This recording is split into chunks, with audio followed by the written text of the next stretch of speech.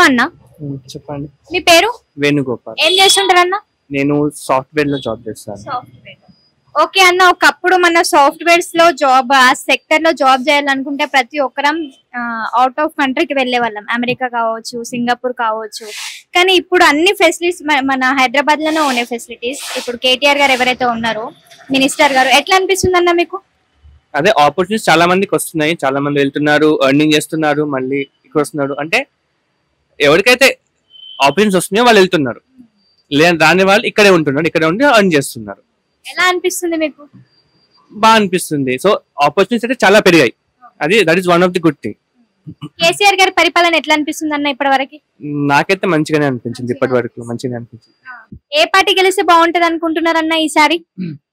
ఆ ఇక్కడైతే మళ్ళీ తెలంగాణలో కేసీఆర్ వస్తేనే మంచిగా ఉంటుందని నాకు అనిపిస్తుంది, నా ఫీలింగ్ అంతే.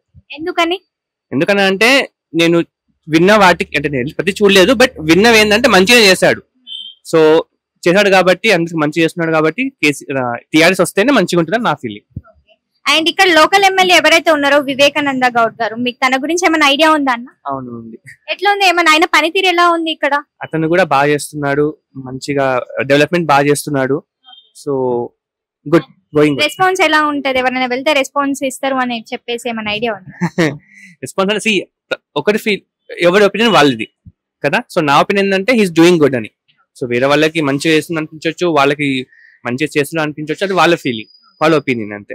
ఈ ఏరియాలో డెవలప్మెంట్ ఎలా ఉంది? ఒకప్పుడు ఎలా ఉండే, ఇప్పుడు మీరు చూసిన విధంగా ఎలా ఉంది? ఇప్పటికీ అయితే డెవలప్మెంట్ చాలా జరిగింది. ఎందుకంటే నేను ఇక్కడ 1998 నుంచి ఉంటున్నాను ఇక్కడ, ఆల్మోస్ట్ 24-25 years. సో నేను వచ్చినప్పటికీ మధ్యలో ప్రోగ్రెస్ కి ఇప్పటికీ అయితే చాలా అయితే డెవలప్ అయింది.